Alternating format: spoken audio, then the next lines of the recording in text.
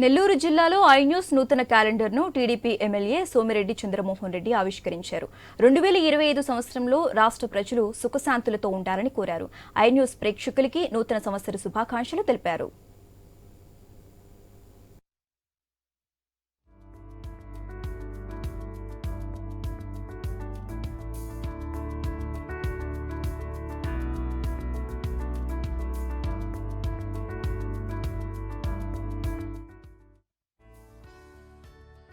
Channel ప్రేక్షకులందరికీ నూతన సంవత్సర శుభాకాంక్షలు తెలియజేస్తున్నాను.